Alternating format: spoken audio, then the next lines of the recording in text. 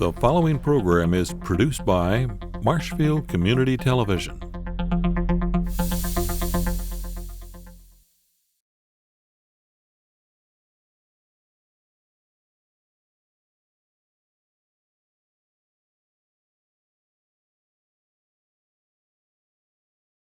It is truly a pleasure to be here today to talk to this group. We have lots of interests here in Wisconsin, and being in the history game, it's always nice to be able to refer to some of us that have interests in other areas. That's what makes the world go round. We can't be experts in everything, but we can share in the bigger picture. The history of the cranberry industry would not be complete without a talk of our glacial history here in the state of Wisconsin. As most of us know, the old continental ice shelf during the last ice age covered most of the state of Wisconsin. And various lobes of that glacier carved out Lake Michigan. Another lobe came down through Green Bay and all the way down to the Madison Lakes area.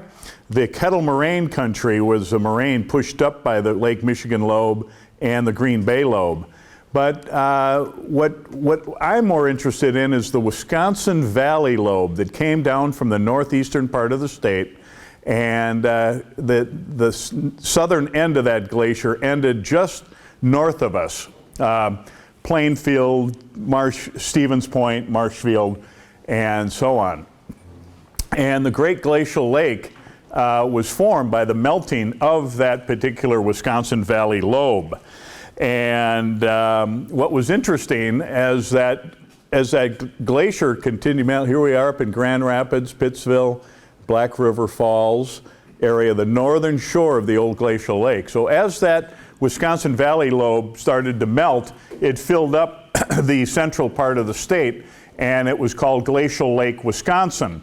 We happen to name our cranberry company after that glacial lake. We own and operate Glacial Lake Cranberries out in the town of Cranmore. But as that glacier continued to melt, it kept filling up water in the old glacial lake bed.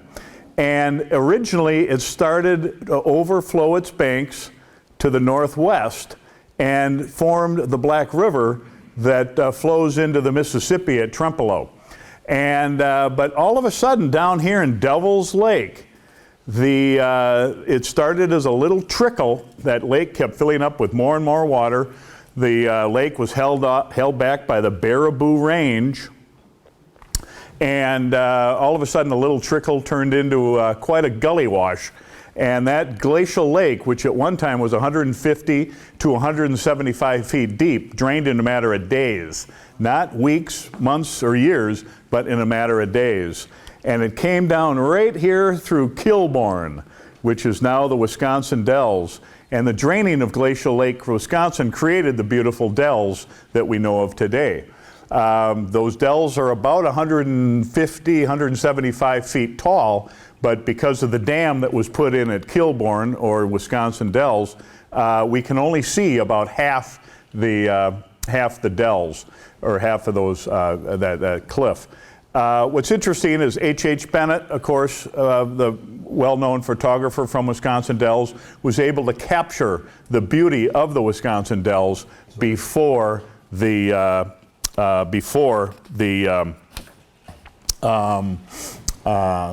dam was put in.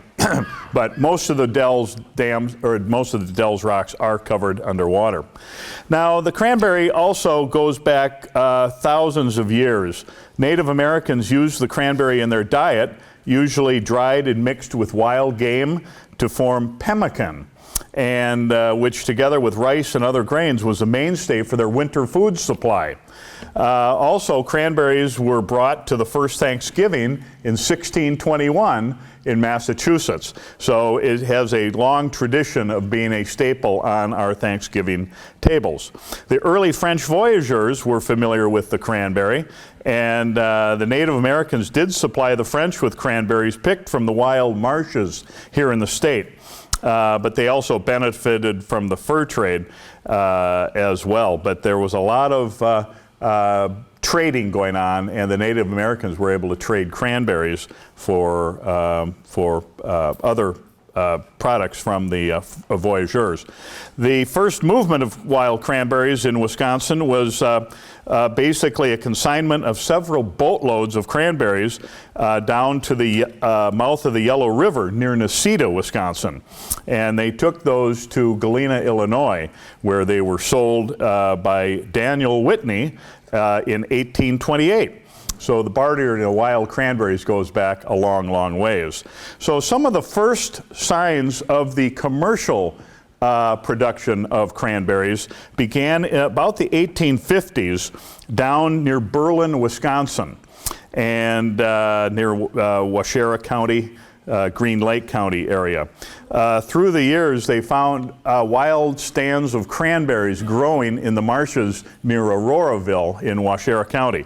And they would they would build they would dig handmade ditches and build handmade dikes to contain those wild cranberries in a cultivated area. Things were going so well that they had about 1,000 acres under partial cultivation by 1865. Pretty amazing. And they had good prices in the Chicago market, and a boom in cranberries began. It was quite a delicacy to have cranberries on your Thanksgiving table. Now, what happened is they ran out of room down near Berlin, and they moved to the Cranmore area, if you could move on. And one of our first cranberry pioneers was Sherman Newell Whittlesey. And he came up from the Berlin area, actually Watoma area, and he bought some land in 1871, and it was full of wild cranberries. And an interesting note, that the Whittlesey marsh is still in the same family. Sherman Whittlesey's grandfather, Newell Jasperson, took over the marsh from him, and Newell's grandson, Robert, who's a fifth-generation cranberry grower, is running the marsh today. Robert's kids, of course, would be sixth generation, just waiting in the wings to take over the family tradition. But an interesting thing about Sherman is he wrote his autobiography, and he talked about the 400 acres. He built a shanty, got a cook stove, a few kettles, pans, and tin plates, iron knives, forks, and spoons, and digging drainage and irrigation ditches, building dams, flumes, and roads. Whittlesey worked with the men and set the pace for them at 9.5 hours every day. He required a half an hour from 11:30 to 12 to get dinner on the table, and fried pork salt, flapjacks, potatoes, and beans were frequently on the menu. Whittlesey is quoted as saying, "The summers were hot. Gnats and mosquitoes were unbearable and inescapable." This is out in the marshland. We covered our exposed skin with axle grease. We looked like caricatures and felt worse than we looked. We lived through it and wondered if some sinister motive or mistake could have marred a fair creation with such exquisite tortures. So once again, the early pioneers of the cranberry industry endured undescribable conditions to carve out an industry that is still alive and well today. The next photo shows Asa Bennett. And Asa Bennett was another pioneer who arrived on the scene about 2 years after Mr. Whittlesey did. And it was interesting that in 1873 he started his marsh in the town of Cranmore. They're one of our neighbors. And he gave a speech to the Wisconsin State Cranberry Growers Association in 1908, and it went something like this: "Whoever goes into the cranberry business needs a well-filled pocketbook, an empty skull, and a magnifying glass. His pocketbook will soon get empty. He will need the empty skull to put his experiences into, and the magnifying glass to find where his money went." So once again, Asa Curtis Bennett wiser words had never been spoken, but it really shows how tough it was. By the way, his great-great-grandson. Anyway, Randy Bennett is currently running the marsh, with who's 5th generation. His nephew, Asa Bennett, family name, is 6th generation on the marsh, and Asa's daughter would be 7th generation Bennett on the Bennett Cranberry Marsh right out in the town of Cranmore. Pretty cool. So let's move on, and some early cultivation of cranberries. Those wild stands of cranberries during the drought of 1890, in the 1890s, there was drought here in central Wisconsin. And at about the same time, the wood-fired steam locomotives came rolling through the marshlands of central Wisconsin, spewing this sparks. And those sparks ignited the fires out in cranberry country. And in a marsh, you have peat soil, and those peat fires burned for literally years. And so after the fires were out, most of the marshland was burned, the cranberries were gone, and now what do? So a gentleman by the name of Ralph Smith came in, one of the early cranberry pioneers who lived right next door to Asa Bennett, scalped the old marsh area, and hauled in sand to prepare a bed, and found wild cranberries that he picked, and he hand planted them into prepared fields.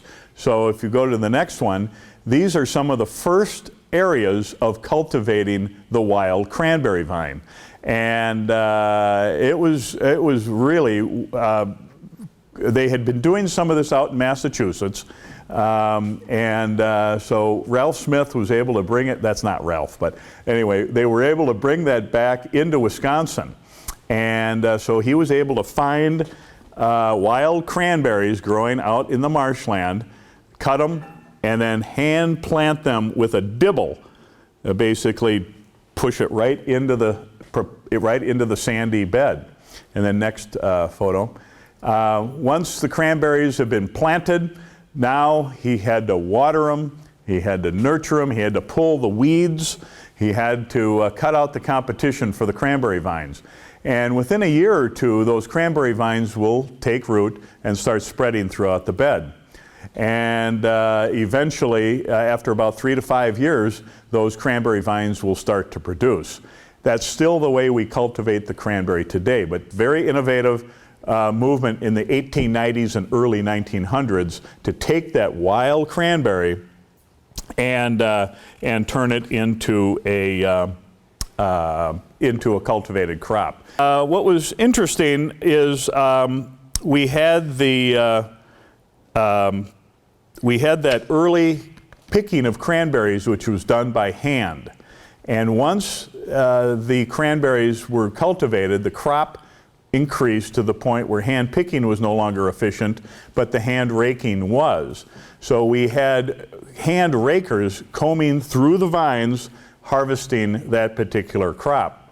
All the cranberries had to be picked, cleaned, sorted, and sent to market. And we used to send cranberries to market in a large wooden barrel, and 100 pounds of cranberries per barrel. And these barrels would be sent off to Milwaukee, Chicago, Minneapolis, Des Moines, just in time for the Thanksgiving holiday, Thanksgiving and Christmas.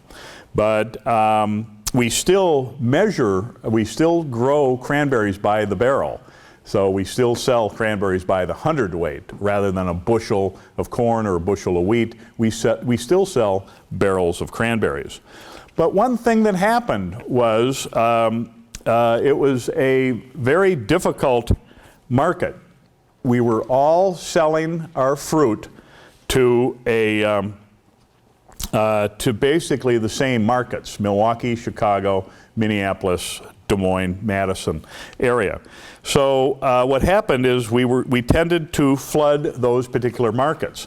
And then what we ended up doing, the cranberry growers were at the mercy of the dreaded commission merchants. So in other words, we would send our fruit to these cities, and then they would be accepted by wholesale grocery people who would bring our product down to the market, And at 5 o'clock in the morning, the grocery store owners would come down and pick out their apples, oranges, and, cranberries when they were in season.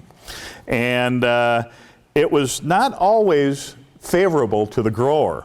So we sent, in good faith, we sent our crop to market, and then we would receive a check maybe a few weeks or a month later, and traditionally those checks were much lower than we had expected. So the next story comes from an incident that happened to a cranberry grower in Massachusetts. The grower shipped some cranberries to a fruit and produce wholesaler in New York City. A short time later, he received a check back for his fruit, a good sign, but unfortunately the check was much too small. He knew he wasn't fairly treated, so he hopped on a train and headed to New York City. He dressed up to give an impression that he had a store about 20 miles outside of the city. He found the commission merchant, and he sold the cranberries to. They had never met face to face. The cranberry grower bought a sack of potatoes, sack of onions, and then mentioned he wanted some cranberries. Before you know it, he was bargaining to buy his own cranberries. The grower couldn't believe how much his own fruit cost, and the commission merchant said he wouldn't budge on his price. The wholesaler said, "Hey, it's a good market, take it or leave it." And then finally the grower said, "All right, I'll take them." Then he reached into his pocket and pulled out a letter and the check that he had received from this merchant just a week ago and said, "How come these cranberries can be worth so much this week and so little last week?" So apparently the merchant's face was as red as a cranberry, or as they say today, he was so busted. So once again, that showed what an unorderly market we had to deal with in the early days of the industry. So back in 1906, right here in central Wisconsin, Wisconsin Rapids area, a group of growers got together and hired A.U. Cheney, a wholesale produce broker out of Des Moines. And he was in charge of selling the Wisconsin cranberry crop. He formed a company called the Wisconsin Cranberry Sales Company, and this cooperative was open to all producers willing to pool their crop with others. Pretty innovative topic or subject back in 1906. So anyway, after that 1906 crop year, he had such great success. If we move on, there's Mr. Cheney having a little toast of cranberry juice, I'm sure. But anyway, with the success that he had in just 1 year with the Wisconsin crop, in other words, he was able to get the crop to other markets besides Chicago, Milwaukee, and Madison. And then after that 1906 year, he went out to New Jersey and Massachusetts, two other states that were selling cranberries, and he was able to form sales companies in New Jersey and Massachusetts to help market their crop as well. And in 1907, he formed a company called the National Fruit Exchange. And they had 3 members, Massachusetts Sales Company, New Jersey Sales Company, and Wisconsin Sales Company. And he was able to bring good, stable prices to the growers finally. So for all the hard work that we put in, he was finally able to get a decent return to the grower. By 1911, most of the cranberry growers in these 3 states had joined the co-op. And Mr. Cheney changed the name of the co-op to the American Cranberry Exchange, with offices in Chicago and New York. And he was now selling cranberries all over the country. By the way, the American Cranberry Exchange was the second cooperative marketing organization of its kind in the United States. The California Citrus Fruit Growers Organization was the first, and it all began right here in the Wisconsin Rapids area in 1906. So a string of good growing years led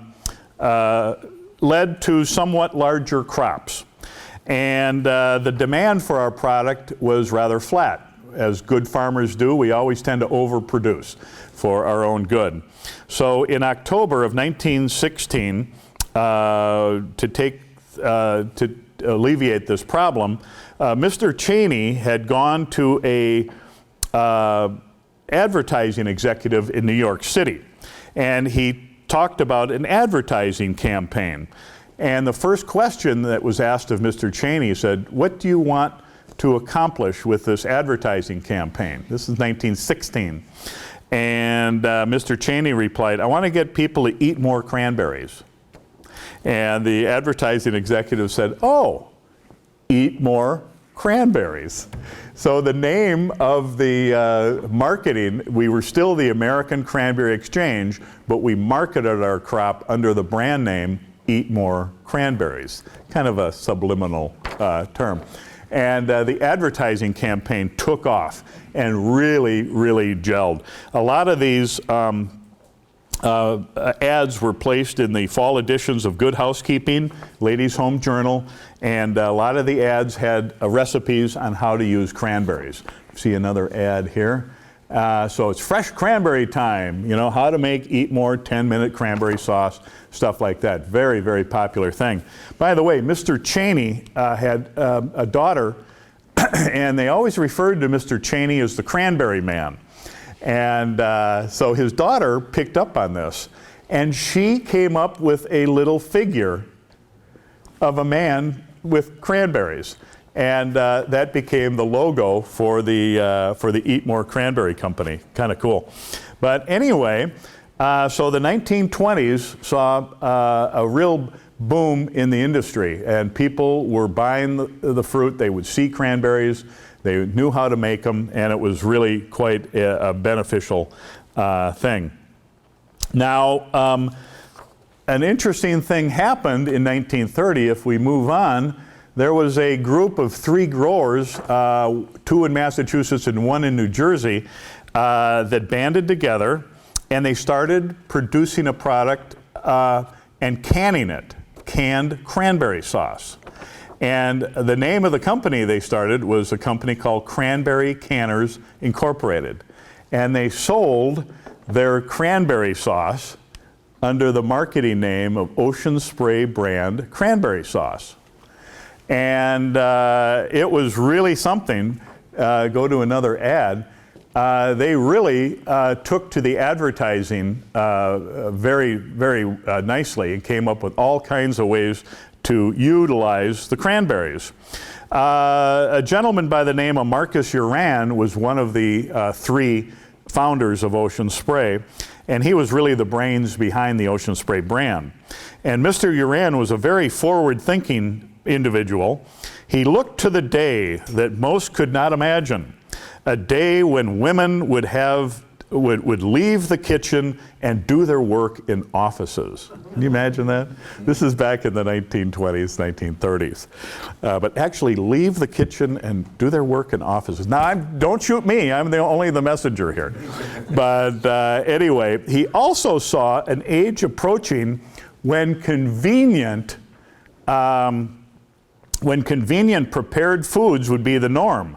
Mr. Uran coined the term ready to serve. And that became and Ocean Spray brings them to you ready to serve, right out of the can. Very novel idea in an era back in the 30s when most people prepared all of their own works.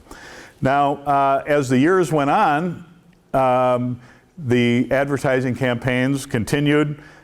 During the war efforts, many people had agricultural deferments to grow the cranberry for the war effort. Cranberries were very high in vitamin C, and they were a mainstay on a lot of the GI's plates throughout Europe and into the Pacific. And so once again, the industry made it through the Depression years, made it through the war years, and by the 1950s, when the GIs came home, they didn't have an appetite for cranberries. It reminded them of the war, you know? So the 1950s, we'll keep going. Yeah, we've got a few more cool ads, and being a collector, you can understand. Yeah, let's go again. Okay, let's go one more. Okay. Yeah. And okay, those were the ones that I was looking for. Anyway, we'll have to move on. Let's well, actually, this is that, you know, after they were hand picking the fruit, look at the barrels. now I'm backtracking a little bit, but pardon me. John and I sympathize with each other, not being terribly technically savvy. But anyway, after the cranberries were picked, they had to be cleaned and sorted. And in the packing houses, the men, women, and children would all gather and hand sort the fruit and load them up into the barrels. And then those are the barrels that were sent off to market back in the early days of our industry, prior to the mid-1920s. And so we move on, and there are the guys. So after the hand-picking era was over, we went into the hand-raking era. And they said a good hand raker could replace about 10 hand pickers. So it was really quite a modern way to go. And then as we move on, you can see some of the nice photos, compliments of the Southwood County Historical Corporation.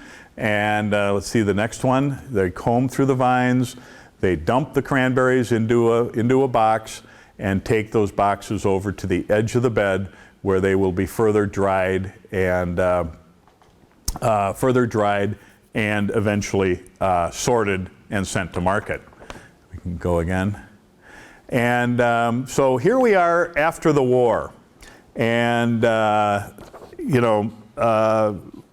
a local grower by the name of Leonard Getzinger devised a mechanical picking machine.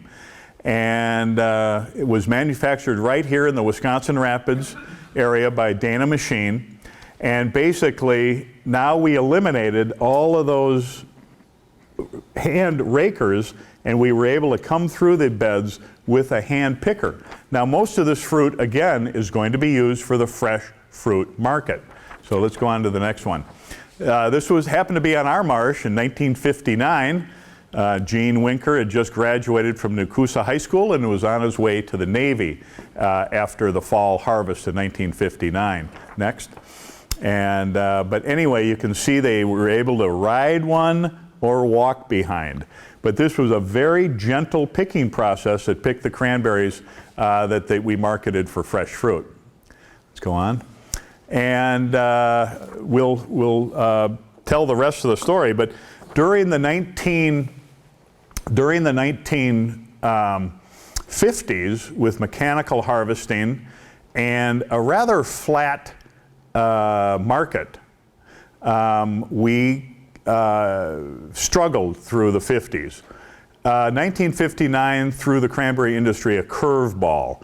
We were using a fungicide. Actually, some of the growers out in Oregon were using a fungicide that was supposedly created cancer, or gave cancer. So the amiatriazole scare took our market from bad to worse. And as it turns out, 1960 was a political year, and the Secretary of Ag under the Eisenhower administration was retiring. President Nixon was supposed to be the next president, of course, in 1960. But there was a young man by the name of Arthur Fleming in the Department of Agriculture who wanted to make a name for himself because he wanted to be the next Ag Secretary in the Nixon administration. And so he comes up with this harebrained idea about this fungicide creating cancer. So anyway, the industry really went in the tanks.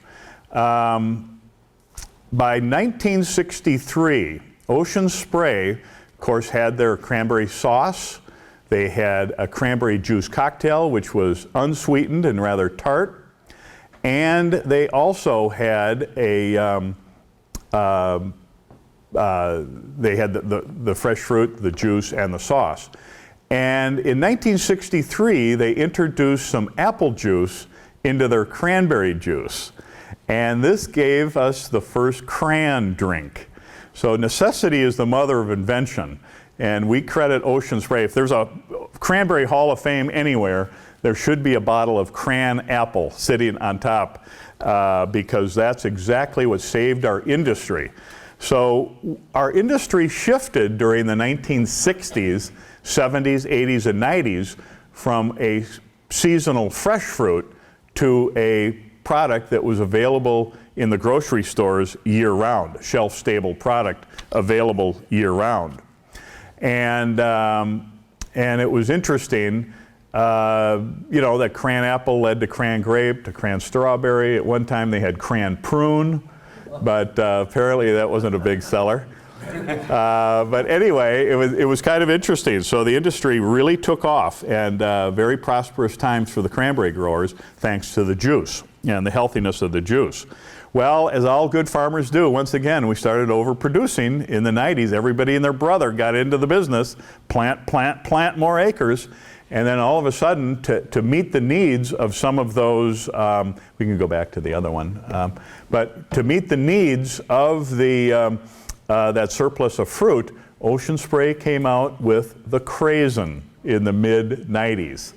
So all of a sudden, we now had juice, we had the Craisin, and we had the sauce.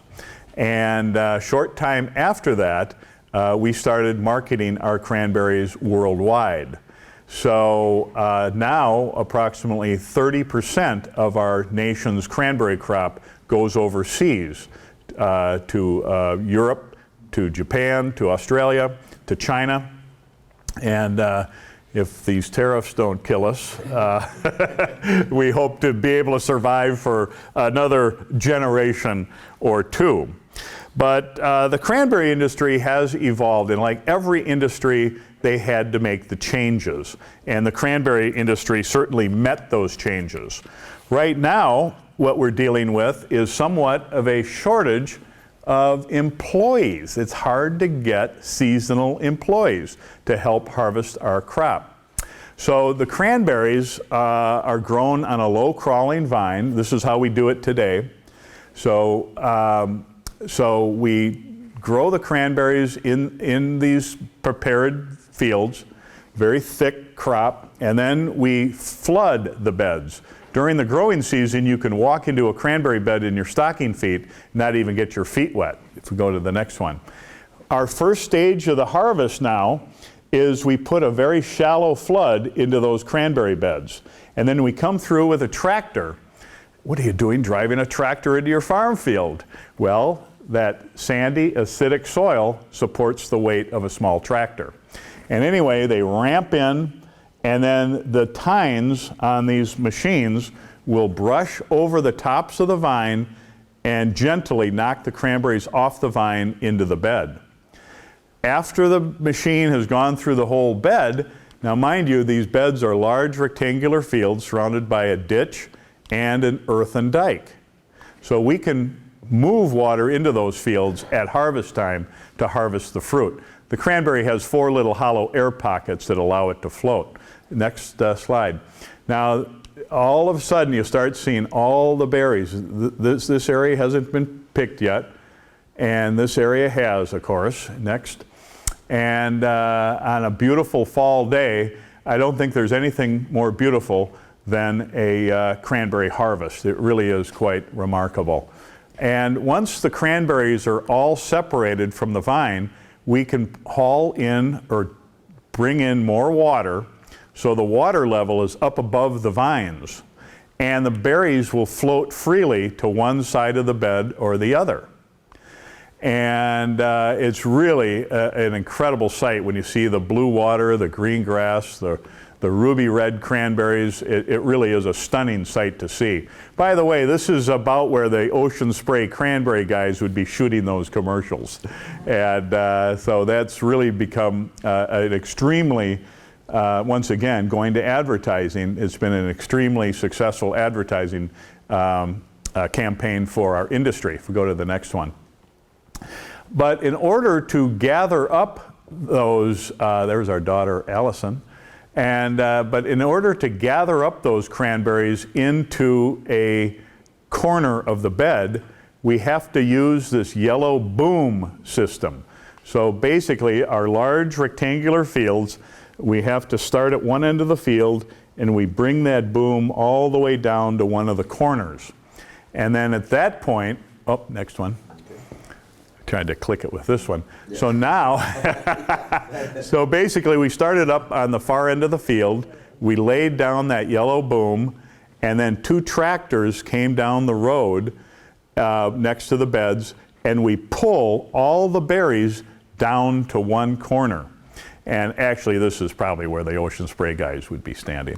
And so anyway, that's a stunningly beautiful sight that we're in awe every year when we see it. And nice crop of cranberries floating there. Once the corral is formed, we get the guys in the bed. Look how shallow the water is, only up to about your knees.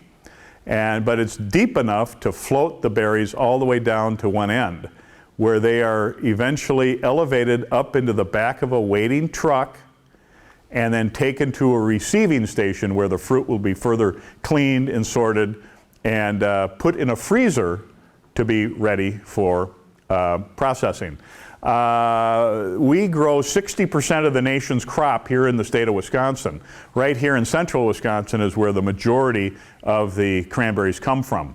Wood County, Juneau County, Monroe County, Jackson County, right here in central Wisconsin, all in the bottoms of the old glacial lake bed. So pretty amazing area. And so anyway, they are growing, or they are producing craisins, for instance, at the world's largest craisin plant here in Wisconsin Rapids, 24/7, 365. So they're making craisins right now as we speak. And I almost guarantee you that they're using some of the cranberries that we delivered last fall. And we're just starting the 2018 harvest, and the freezers are getting empty, and we're bringing in the new crop. We don't want to run out of cranberries in June or July and have to shut the plants down. So we have to have enough cold storage to store those cranberries for at least a year, and so we can keep the production alive and well. So from very humble beginnings out in the bottom of that old glacial lake bed, the cranberry industry has really met the challenges over the past 170 years to become, especially here in Wisconsin, to become the nation's leader in cranberry production. And I have time for questions. Question? I read in the Wisconsin State Farmer within the last month that there's a mismatch between the supply and the demand this year, and there's some cranberries might be taken off of the market. Can you comment on that? Yep, I sure can. Our industry, as well as other ag industries, are covered under a federal marketing order. And in times of surplus, we can withhold fruit from the market so the prices don't plummet. In other words, why do we want to send our fruit to our handlers if they can't use it all? It's better for us as a grower to dispose of it. As a matter of fact, we have a 25% set aside. We have an average that we bring in, and I can only sell 25 or 75% of that this year. I have to withhold 25%. And what do you do with that? We dispose of it, we compost it, dump it in the woods. Deer love them. We love venison too. But no, that's very good. But the thing is, the last thing you want to do is overburden your buyer. You know, what's he going to do with all that fruit? He doesn't have the freezer space, number one. And that's expensive real estate. But good, I'm glad you mentioned that. It is somewhat of a misperceived surplus. It's not as bad as we think it is, but we've got to maintain the price to the grower. The prices are, we're below the cost of production, a lot of us are. So, and we've been struggling. So we got to eliminate that surplus somehow. Unless everybody started, if every Chinese person would drink one glass of cranberry juice, just one a day, that might take care of it. Yes, ma'am. Yeah, the water that you bring in, then what happens to the water? Yeah, that's a great question, because water management is an absolutely crucial resource. You saw acres and acres underwater on the slides. And so when we harvest a bed, we have to drain the water off the field once the berries are gone. We have a system on our marsh where we can divert it to the south and the west, and then we can actually back pump it into our reservoir systems. We own 6,000 acres of land in the town of Cranmore, and half of our land is underwater. It's part of our reservoir system. So we take snow melt and rainwater, and we try to impound the water, and so far so good. In all the years that I've been here, 1988 was one of the worst years we had drought-wise. Other than that, it's been pretty good. We've been blessed, thank God. We've been blessed with adequate water supplies. Yes, sir. We understand that the cranberry is somewhat related, maybe like a distant cousin to the lingonberry. Yes, it is. Yeah, yeah. We're Vaccinium macaporum, the lingonberry in Europe, Northern Europe. Sweden is well known for it. It's a Vaccinium something or other. So but have you folks experimented at all with getting that pricier cousin to grow here in Wisconsin? well, they've been looking more at getting the cranberry to grow in Europe. The lingonberry is like a, you know, it's a nice product. It isn't really grown that commercially. It's pretty much a wild, like a huckleberry in Montana. The lingonberry is kind of a small market. You would think they would focus on that, but they're also experimenting with trying to grow cranberries in other parts of the world. There's definitely parts of Russia, China, Northern Europe that would be suitable, but they just don't have the infrastructure to handle the crop. Is lingonberry a marshy type plant also then? I think it's an upland, actually, like the high bush cranberry plant. High bush cranberry is a decorative shrub. Is the cranberry perennial, or do you plant them like a... Yeah, that's very good. It is a perennial crop. And our marsh, which is 145 years old now, we were founded in 1873, so we're celebrating 145 years. We have some beds that were planted in the 1940s, and some in the 50s, some in the 60s, and so on. Our newest bed was just planted in the spring of 2018. So, like a good orchard, you have to rotate in some of the new varieties that give you a better yield and better color per acre. But good question. But that perennial crop, you know, unlike corn and soybeans, has to be tended to just like an orchard or a vineyard would have to be tended to as well. So there's certain things that we have to do as a perennial grower versus an annual type grower. But I certainly hope that next time you raise up that glass of cranberry juice or maybe a handful of craisins or something like that, think of us cranberry growers here in the heart of cranberry country working diligently to make sure there's enough cranberries for everyone to enjoy. So once again, I can't thank Arno enough, I can't thank John enough, and I can't thank your organization enough. Thank you for allowing us to share with you the history of our cranberry industry. So thank you very much. We appreciate your presence.